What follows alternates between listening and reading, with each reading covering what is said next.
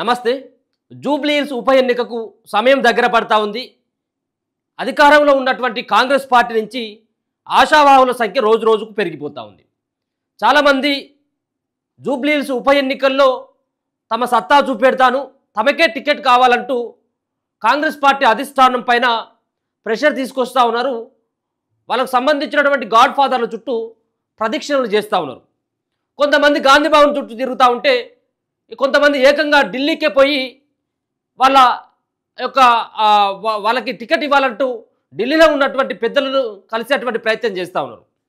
So చాలామంది, ఎందుకంటే Congress party అధికారంలో ఉంది కాబట్టి ఎవరైనా టికెట్ ఆశించవచ్చు, ఎవరికైనా కొంత గెలుపు అవకాశాలు ఈజీగా ఉండేటువంటి అవకాశం ఉంటుంది. అయితే ముఖ్యంగా జూబ్లీ హిల్స్లో కాంగ్రెస్ పార్టీ నుంచి పోటీ చేసేటువంటి వ్యక్తి ఎవరు?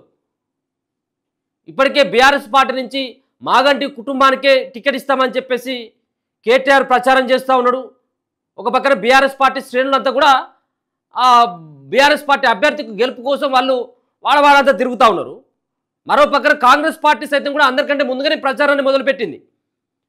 ఒక పక్కన జూబ్లీ హిల్స్లో చాలా శంకుస్థాపనలు, ప్రారంభోత్సవాలు, అభివృద్ధి పనులు ఇదంతా కూడా ఒక పక్కన నడుస్తూ ఉంటే, ముగ్గురు మంత్రులు ఇన్ఛార్జిగా ఉన్నారు. ఇప్పుడు ఎవరు? బీసీల నుంచి పొన్నం ప్రభాకర్, అలాగే తుమ్మల నాగేశ్వరరావు, అలాగే ఇక్కడ ఉన్నటువంటి వివేక్, ఈ ముగ్గురు ఎంపీలు ఆయా సంబంధించినటువంటి డివిజన్లలో పర్యటిస్తూ ఎప్పటికప్పుడు ఆ నియోజకవర్గంలో ఉన్నటువంటి ప్రజల దగ్గరికి వెళ్ళి కాంగ్రెస్ పార్టీ అభ్యర్థిని గెలిపించడం కోసం ఏ విధంగా వ్యూహాలు రచించాలన్నటువంటి దానిపైన ప్రత్యేకమైనటువంటి సమావేశాలు పెడతా ఉన్నారు.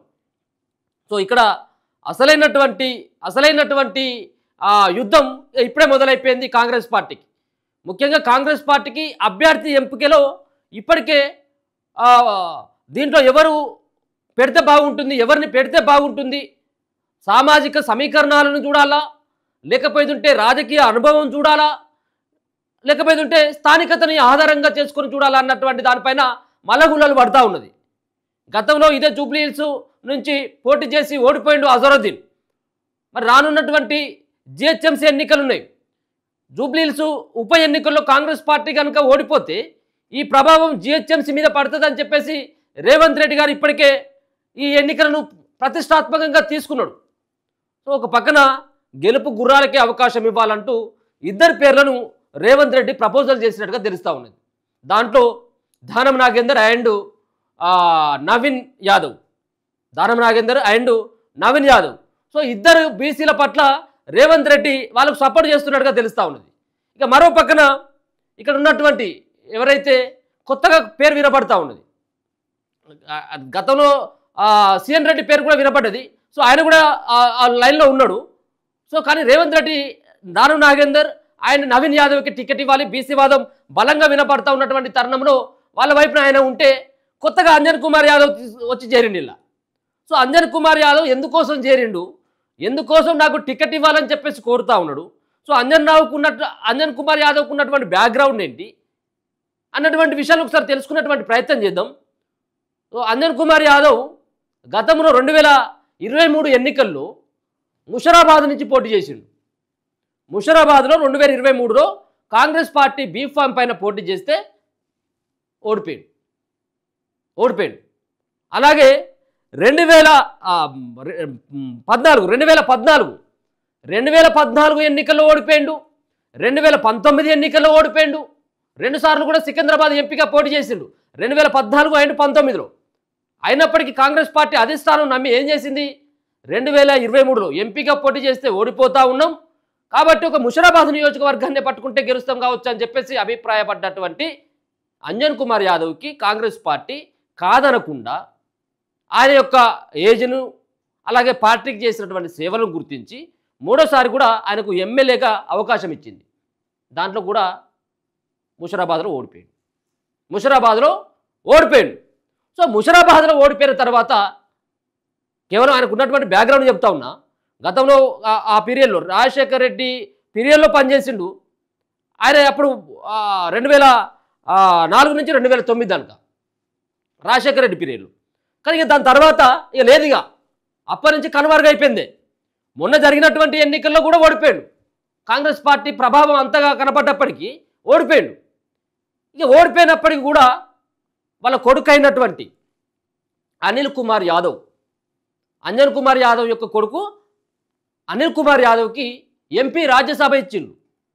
ఎంపీ రాజ్యసభ ఇచ్చిండు అయినప్పటికీ మరి కొడుకుకు ఒక పదవి ఉండాలట, పెద్ద కొడుకు ఒక పదవి, చిన్న కొడుకు ఇంకొక పదవి కావాలట.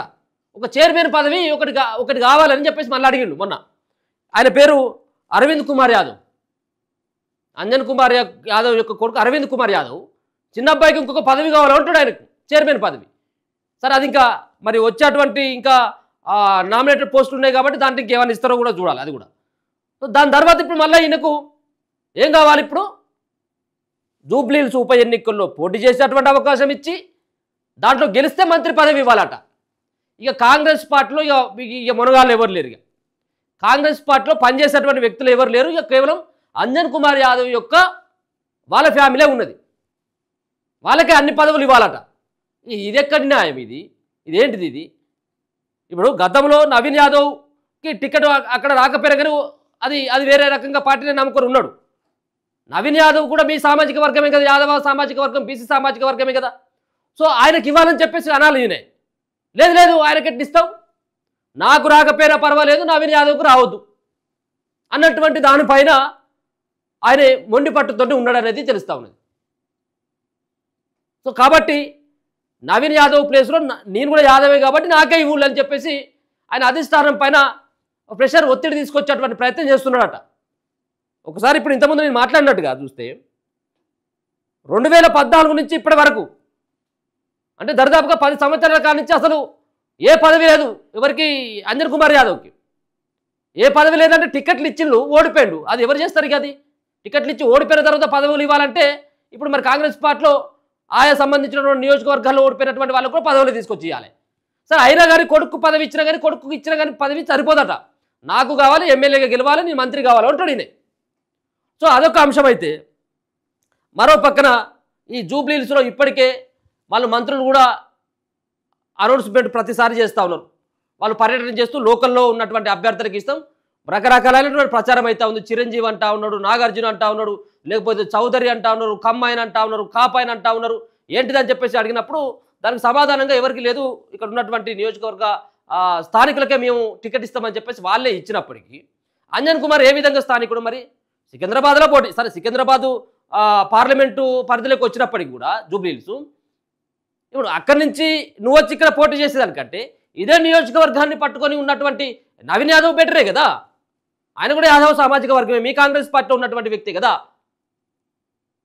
కానీ ఇక్కడ అంటే ఆ సామాజిక వర్గం నుంచి, యాదవ సామాజిక వర్గం నుంచి మేమే ఉన్నాం, కేవలం అంజన్ కుమార్ యాదవ్ యొక్క ఫ్యామిలీ మాత్రమే ఉన్నది, ఇక ఎవరు కూడా ఎదగొద్దు అన్నటువంటి ఈ ఒక రకమైనటువంటి ఆలోచన పెట్టుకున్నట్టుగా అంజన్ కుమార్ యొక్క వ్యవహారం అయితే కనబడతా ఉన్నది. సో దీన్ని బట్టి అర్థమవుతా ఉన్నది కదా, ఆ నవీన్ యాదవ్కు రావద్దు, నాకు ఆయన కనుక పరిగణలోకి తీసుకుంటే నన్ను కూడా పరిగణలోకి తీసుకోరి, లేకపోతే ఇద్దరికి ఇవ్వద్దు అని చెప్పేసి కూర్చున్నాను అంటే ఏమనాలి దీన్ని? సో ఇదే వ్యవహారం నడుస్తూ ఉన్నది.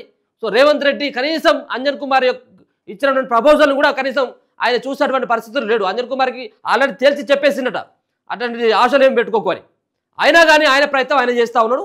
ఇక రకరకాలైనటువంటి ఫ్లెక్సీలు జూబ్లీహిల్స్లో ఇక జెండాలు కట్టుకొని అంజన్న రావాలి, జూబ్లీహిల్స్ గెలవాలి, ఈయనే రావాలి, ఇక ఈ అంజన్ కుమార్ యాదవ్ రావాలి, ఆడ గెలవాలి. ఇన్ని రోజులు ఎక్కడ పోయింది మరి? ఫ్లెక్సీలు ఎక్కడ పోయినాయి? ఏ కథ ఏడిపోయింది? వ్యవహారం ఏడిపోయింది? అంటే ఒక రకమైనటువంటి ఉద్దేశం, ఇంకో రకమైన ఒక రకంగా పోటీ చేయాలన్నటువంటి ఉద్దేశం ఒకటి ఉంటే, టికెట్ రాకపోతే ఇంకా ఏం చేయాలన్నటువంటి మరో ఉద్దేశం కూడా ఉన్నది ఆయనకు. ఆడ స్థానికులు చర్చించుకుంటా ఉన్నారు. వేరే రకమైనటువంటి ఒక ఉద్దేశంతో జూబ్లీహిల్స్ బరిలో నేను ఉన్నానని చెప్పేసి చెప్పుకున్నటువంటి ప్రయత్నం చేస్తూ ఉన్నాడు. సో అది మీకే అర్థం కాదు, నేను చెప్పలేను ఏ విధమైనటువంటి ఉద్దేశం అనేది. సో అందుకోసం అని చెప్పేసి నేను జూబ్లీహిల్స్ రేసులో ఉన్నాను అని చెప్పేసి ప్రతిరోజు ఒక స్టేట్మెంట్ ఇచ్చుకుంటూ, ప్రతిరోజు ఎక్కడో చోట ఏదో గల్లీలో ఆ ఫ్లెక్సీని ఏర్పాటు చేసుకుంటూ ఒక మీటింగ్ పెట్టుకునేటువంటి కార్యక్రమాన్ని చేస్తూ ఉన్నాడు. సో ఇది అంజన్ కుమార్కు ఉన్నటువంటి ఆ వ్యవహారం. మరొక పక్కన ఏదైతే వాళ్ళ కొడుకుకు సంబంధించినటువంటి విషయంలో పెద్ద కొడుకు అయినటువంటి అనిల్ కుమార్ యాదవ్కు ఎంపీ పదవి, ఇప్పుడు చిన్న కుమారుడు అయినటువంటి అరవింద్ కుమార్ యాదవ్కేమో మరో చైర్మన్ పదవి కోసం అట్లు పాటలు పాడుతుంటే, మరో పక్కన జూబ్లీహిల్స్లో తనకు కూడా టికెట్ రావాలనేది, టికెట్ ఇవ్వాలని చెప్పేసి ఈయన కోరుతా ఉన్నాడట. మరి 3 సార్లు ఓడిపోయినటువంటి వ్యక్తికి 3 సార్లు కంటిన్యూగా 2 సార్లు ఎంపీగా ఒకసారి ఎమ్మెల్యేగా పోటీ చేసినటువంటి అంజన్ కుమార్ వైపు ఏమైనా అదే స్థానం చూస్తుందంటే నాకైతే నమ్మకం అయితే లేదు. చూస్తూనే ఉండండి మన తొలి వెలుగు.